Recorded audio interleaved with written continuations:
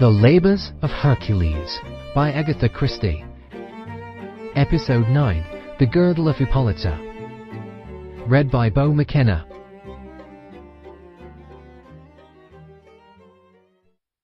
One thing leads to another, as Hercule Poirot is fond of saying, without much originality. He adds that this was never more clearly evidenced than in the case of the stolen Rubens. He was never much interested in the Rubens.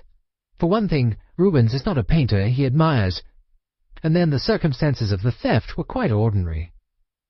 He took it out to oblige Alexander Simpson, who was by way of being a friend of his, and for a certain private reason of his own, not unconnected with the classics. After the theft, Alexander Simpson sent for Poirot and poured out all his woes. The Rubens was a recent discovery, a hitherto unknown masterpiece, but there was no doubt of its authenticity. It had been placed on display at Simpson's galleries, and it had been stolen in broad daylight. It was at the time when the unemployed were pursuing their tactics of lying down on street crossings and penetrating into the Ritz. A small body of them had entered Simpson's galleries and lain down with the slogan displayed of "Art is a luxury, feed the hungry." The police had been sent for. Everyone had crowded round in eager curiosity, and it was not till the demonstrators had been forcibly removed by the arm of the law that it was noticed that the new Rubens had been neatly cut out of its frame and removed also. "It was quite a small picture, you see," explained Mr. Simpson. "A man could put it under his arm and walk out while everyone was looking at those miserable idiots of unemployed." The men in question, it was discovered, had been paid for their innocent part in the robbery. They were to demonstrate at Simpson's galleries, but they had known nothing of the reason until afterwards. Hercule Poirot thought that it was an amusing trick, but did not see what he could do about it. The police, he pointed out, could be trusted to deal with a straightforward robbery. Alexander Simpson said, "Listen to me, Poirot. I know who stole the picture and where it is going." According to the owner of Simpson's galleries, it had been stolen by a gang of international crooks on behalf of a certain millionaire who was not above acquiring works of art at a surprisingly low price, and no questions asked. The Rubens, said Simpson, would be smuggled over to France, where it would pass into the millionaire's possession. The English and French police were on the alert. Nevertheless, Simpson was of the opinion that they would fail. And once it has passed into this dirty dog's possession, it's going to be more difficult. Rich men have to be treated with respect. And that's where you come in. The situation's going to be delicate. You're the man for that. Finally, without enthusiasm, Hercule Poirot was induced to accept the task. He agreed to depart for France immediately. He was not very interested in his quest, but because of it, he was introduced to the case of the missing schoolgirl, which interested him very much indeed. He first heard of it from Chief Inspector Japp, who dropped in to see him just as Poirot was expressing approval of his valet's packing. "Ah," said Japp, "going to France, aren't you?" Poirot said, "Mon cher, you are incredibly well informed at Scotland Yard." Japp chuckled. He said, "We have our spies. Simpson's got you onto this Rubens business. Doesn't trust us, it seems. Well, that's neither here nor there. But what I want you to do is something quite different. As you're going to Paris anyway, I thought you might as well kill two birds with one stone. Detective Inspector Hearn's over there cooperating with the Frenchies. You know Hearn. Good chap, but perhaps not very imaginative. I'd like your opinion on the business." "What is this matter of which you speak?" "Child's disappeared. It'll be in the papers this evening. Looks as though she's been kidnapped. Daughter of a canon down at Cranchester. King, her name is. Winnie King." He proceeded with the story. Winnie had been on her way to Paris to join that select and high-class establishment for English and American girls, Miss Pope's. Winnie had come up from Cranchester by the early train, had been seen across London by a member of Elder Sisters Limited, who undertook such work as seeing girls from one station to another, had been delivered at Victoria to Miss Bershaw, Miss Pope's second-in-command, and had then, in company with 18 other girls, left Victoria by the boat train. 19 girls had crossed the Channel, had passed through the customs at Calais, had got into the Paris train, had lunched in the restaurant car. But when, on the outskirts of Paris, Miss Bershaw had counted heads. It was discovered that only 18 girls could be found. "Aha!" Poirot nodded. "Did the train stop anywhere?" "It stopped at Amiens. But at that time the girls were in the restaurant car, and they all say positively that Winnie was with them. They lost her, so to speak, on the return journey to their compartments. That is to say, she did not enter her own compartment with the 5 other girls who were in it. They did not suspect anything was wrong, merely thought she was in one of the 2 other reserved carriages." Poirot nodded. "So she was last seen when exactly?" "About 10 minutes after the train left Amiens." Japp coughed modestly. "She was last seen, entering the toilette." Poirot murmured, "Very natural." He went on, "There is nothing else?" "Yes, one thing." Japp's face was grim. "Her hat was found by the side of the line, at a spot approximately 14 miles from Amiens." "But no body?" "No body." Poirot asked, "What do you yourself think?" "More difficult to know what to think. As there's no sign of her body, she can't have fallen off the train." "Did the train stop at all after leaving Amiens?" "No. It slowed up once for a signal, but it didn't stop. And I doubt if it slowed up enough for anyone to have jumped off without injury." "You're thinking that the kid got a panic and tried to run away?" "Well, it was her first term, and she might have been homesick, that's true enough. But all the same, she was 15 and a half, a sensible age, and she'd been in quite good spirits all the journey, chattering away and all that." Poirot asked, "Was the train searched?" "Oh, yes. They went right through it before it arrived at the Nord station. The girl wasn't on the train, that's quite certain."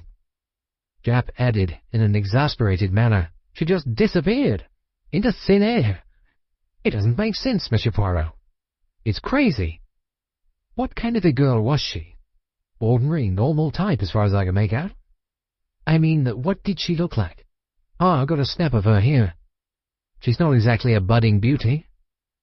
He proffered the snapshot to Poirot, who studied it in silence. It represented a lanky girl with her hair in 2 limp plaits. It was not a posed photograph. The subject had clearly been caught unawares. She was in the act of eating an apple. Her lips were parted, showing slightly protruding teeth confined by a dentist's blade. She wore spectacles. Japp said, "Plain-looking kid. But then they are plain at that age. Was at my dentist's yesterday. Saw a picture in the sketch of Marcia Gaunt, this season's beauty. I remember it at 15 when I was down at the castle over their burglary business. Spotty, awkward, teeth sticking out, hair all lank and anyhow. They grow into beauties overnight. I don't know how they do it. It's like a miracle." Poirot smiled. "Women," he said, "are a miraculous sex. What about the child's family? Have they anything helpful to say?" Japp shook his head. "Well, nothing that's any help. Mother's an invalid, poor old Canon King's absolutely bowled over. He swears that the girl was frightfully keen to go to Paris, had been looking forward to it, wanted to study painting and music, that sort of thing. Miss Pope's girls go in for art with a capital A. As you probably know, Miss Pope's is a very well-known establishment. Lots of society girls go there.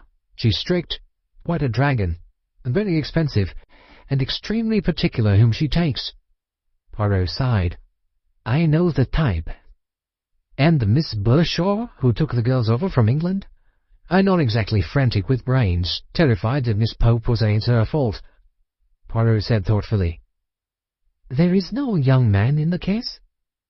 Japp gesticulated towards the snapshot. "Does she look like it?" No, she does not, but notwithstanding her appearance, she may have a romantic heart. 15 is not so young."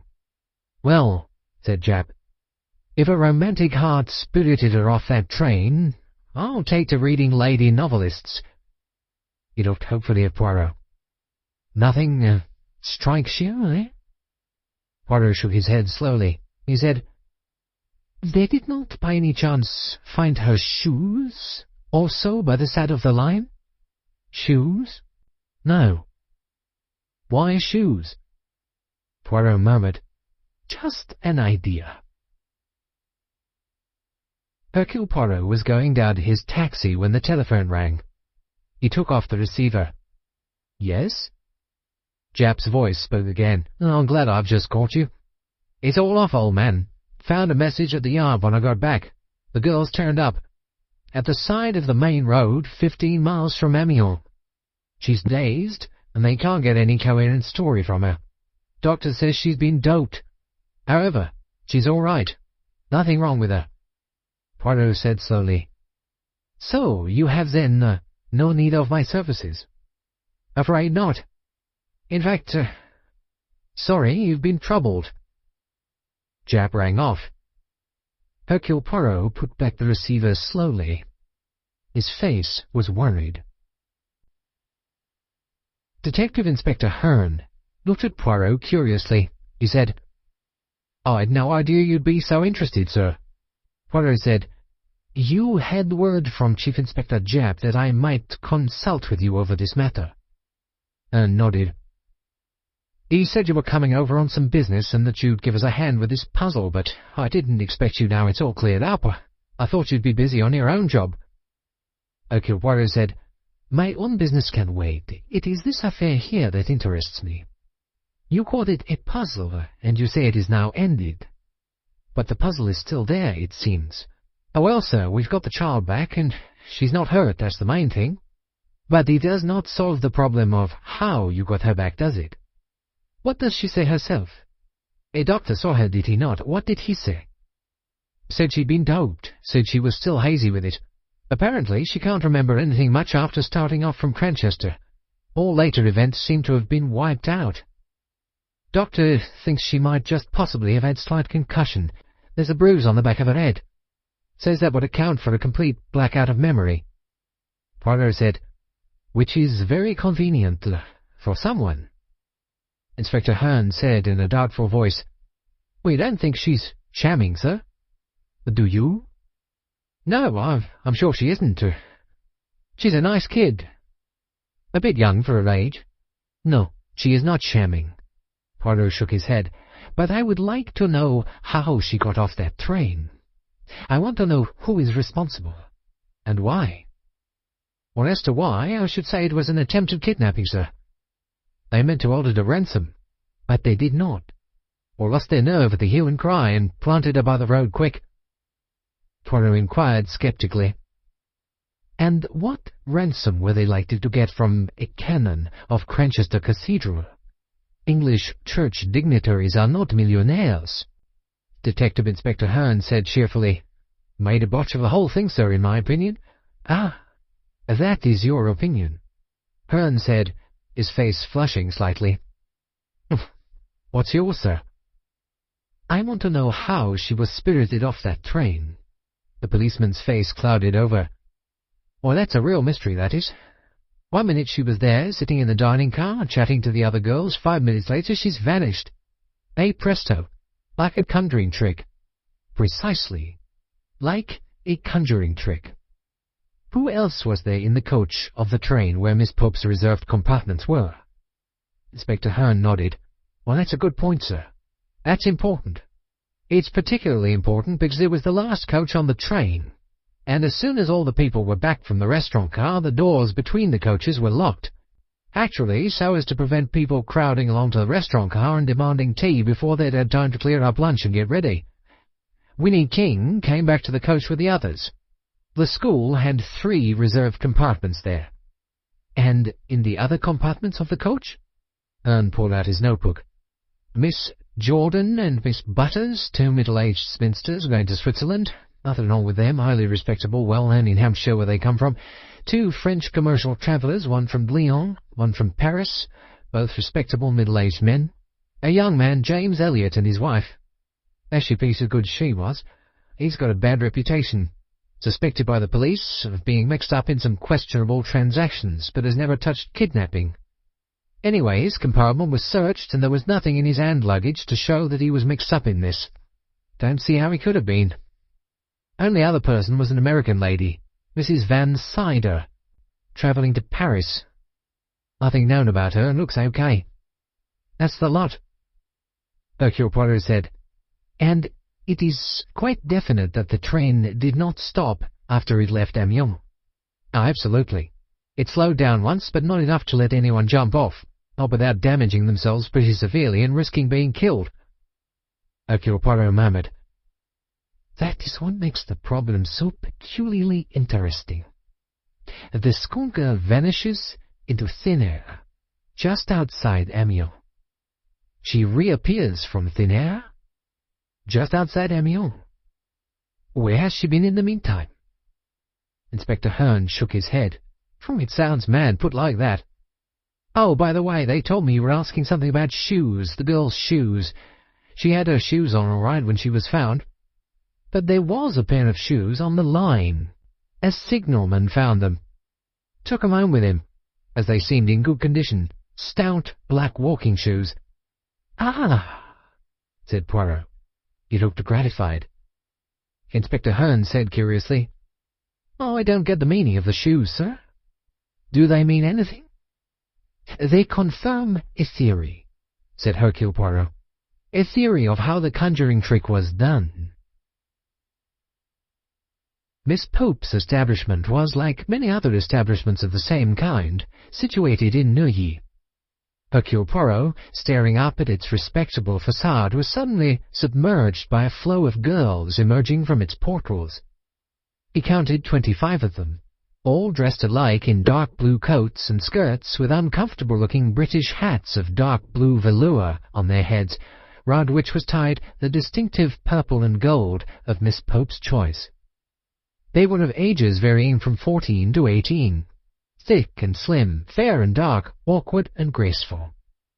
At the end, walking with one of the younger girls, was a grey-haired, fussy-looking woman whom Poirot judged to be Miss Bershaw.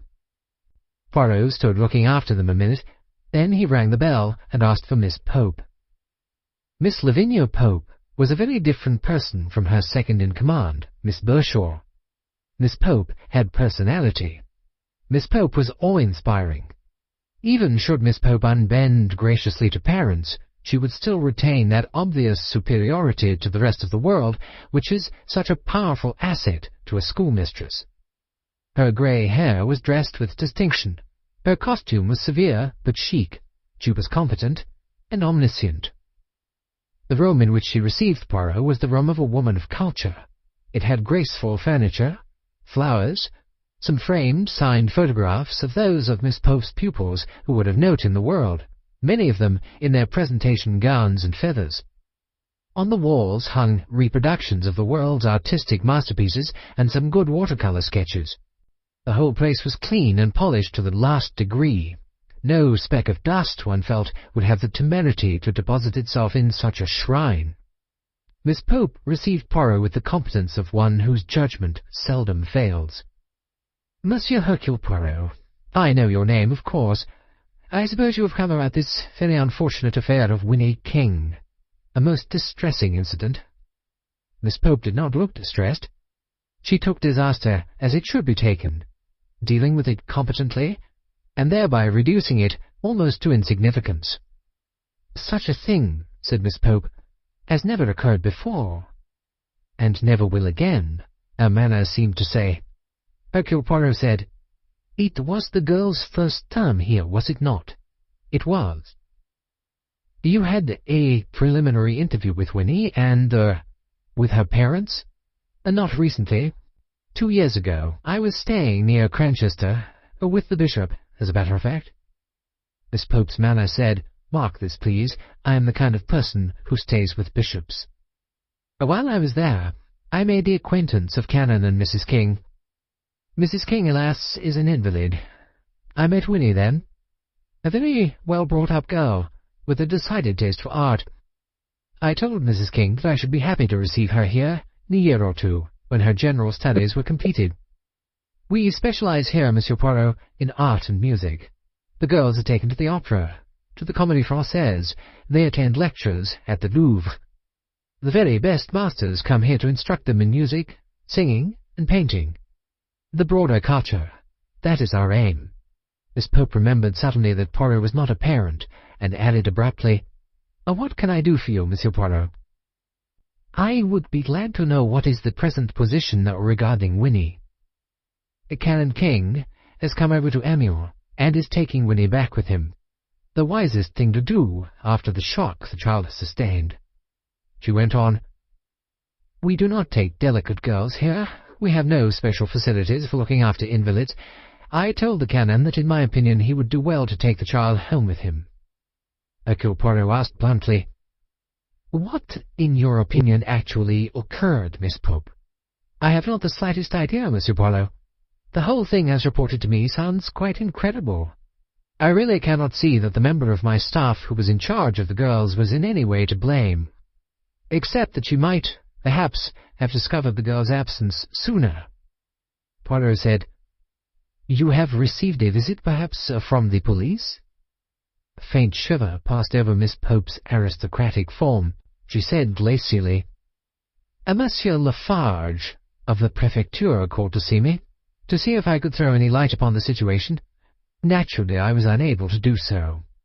He then demanded to inspect Winnie's trunk, which had, of course, arrived here with those of the other girls. I told him that had already been called for by another member of the police. Their departments, I fancy, must overlap. I got a telephone call shortly afterwards insisting that I had not turned over all Winnie's possessions to them. I was extremely short with them over that. One must not submit to being bullied by officialdom. Poirot drew a long breath. He said, You have a spirited nature. I admire you for it, mademoiselle. I presume that Winnie's trunk had been unpacked on arrival. Miss Pope looked a little put out of countenance. Routine, she said. We live strictly by routine. The girls' trunks are unpacked on arrival, and their things put away in the way I expect them to be kept. Winnie's things were unpacked with those of the other girls. Naturally, they were afterwards repacked, so that her trunk was handed over exactly as it had arrived. Poirot said, Exactly? He strolled over to the wall. Surely this is a picture of the famous Cranchester Bridge with the cathedral showing in the distance. You are quite right, Monsieur Poirot. Winnie had evidently painted that to bring to me as a surprise. It was in her trunk with a wrapper round it, and For Miss Pope, from Winnie, written on it. Very charming of the child. Ah, said Poirot. And what do you think of it, as a painting? He himself had seen many pictures of Cranchester Bridge. It was a subject that could always be found represented at the Academy each year, sometimes as an oil painting, sometimes in the watercolour room. He had seen it painted well, painted in a mediocre fashion, painted boringly. But he had never seen it quite as crudely represented as in the present example. Miss Pope was smiling indulgently. She said, One must not discourage one's girls, Monsieur Poirot. Winnie will be stimulated to do better work, of course. Poirot said thoughtfully, It would have been more natural, would it not, for her to do a watercolour? Yes. I did not know she was attempting to paint in oils. Ah, said Hercule Poirot. You will permit me, mademoiselle? He unhooked the picture and took it to the window. He examined it. Then, looking up, he said, I am going to ask you, mademoiselle, to give me this picture. Well, really, Monsieur Poirot, you cannot pretend that you are very attached to it. The painting is abominable. Oh, it has no artistic merit, I agree, but it is a pupil's work, and I assure you, mademoiselle, that it is a most unsuitable picture to have hanging upon your wall. I don't know why you should say that, Monsieur Poirot. I will prove it to you in a moment. He took a bottle, a sponge, and some rags from his pocket. He said, First, I am going to tell you a little story, mademoiselle.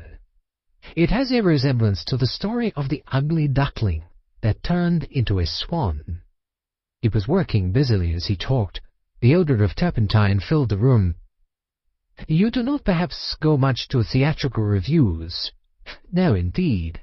They seem to me so trivial, yes, but sometimes instructive. I have seen a clever review artist change her personality in the most miraculous way. In one sketch, she is a cabaret star, exquisite and glamorous. 10 minutes later, she is an undersized, anemic child with adenoids dressed in a gym tunic. 10 minutes later still, she is a ragged gypsy telling fortunes by a caravan. Very possible, no doubt, but I do not see. But I am showing you how the conjuring trick was worked on the train. Winnie, the schoolgirl, with her fair plaits, her spectacles, her disfiguring dental plate, goes into the toilette. She emerges a quarter of an hour later as, to use the words of Detective Inspector Hearn, a flashy piece of goods.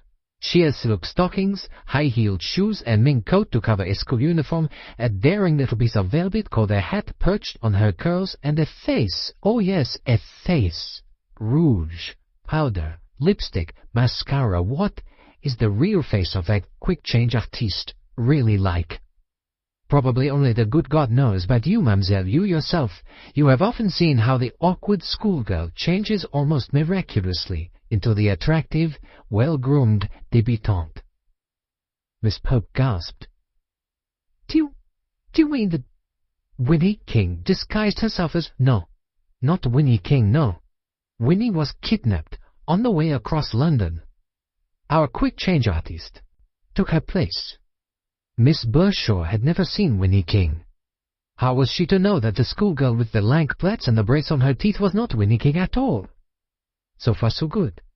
But the impostor could not afford actually to arrive here, since you were acquainted with the real Winnie. So, presto, Winnie disappears in the toilette, and emerges as wife to a man called Jim Elliot, whose passport includes a wife.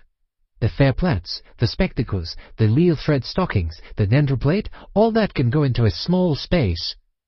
But the thick, unglamorous shoes and the hat, that very unyielding British hat, have to be disposed of elsewhere. They go out of the window. Later, the real Winnie is brought across the channel. No one is looking for a sick, half-doped child being brought from England to France, and is quietly deposited from a car by the side of the main road. If she has been doped all along with scopolamine, she will probably remember very little of what has occurred. Miss Pope was staring at Poirot. She demanded, "But why? What would be the reason of such a senseless masquerade?" Poirot replied gravely, "Winnie's luggage. These people wanted to smuggle something from England into France. Something that every customs man was on the lookout for. In fact, stolen goods.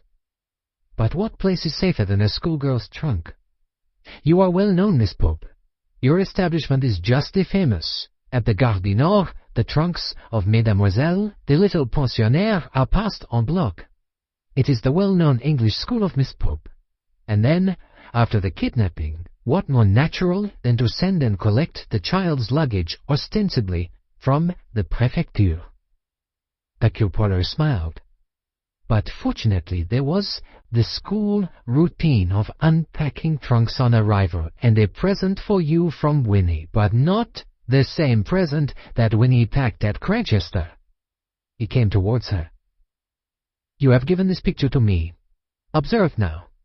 You must admit that it is not suitable for your select school."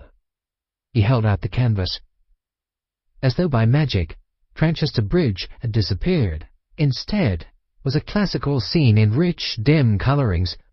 Poirot said softly, "The Girdle of Hippolyta. Hippolyta gives her girdle to Hercules, painted by Rubens. A great work of art, mais tout de même not quite suitable for your drawing-room." Miss Pope blushed slightly. Hippolyta's hand was on her girdle. She was wearing nothing else. Hercules had a lion skin thrown lightly over one shoulder. The flesh of Rubens is rich, voluptuous flesh. Miss Pope said, regaining her poise, "A fine work of art. All the same, as you say. After all, one must consider the susceptibilities of parents.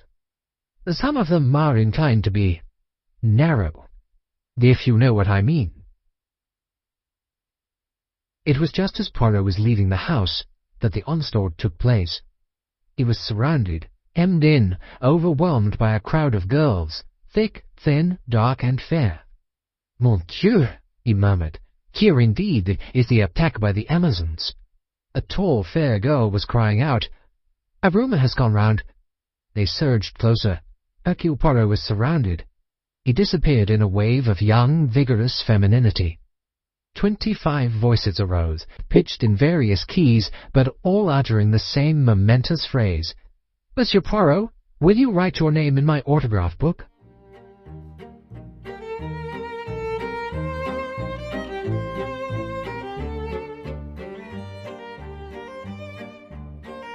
End of The Labours of Hercules by Agatha Christie. Episode 9, The Girdle of Hippolyta. Read by Bo McKenna.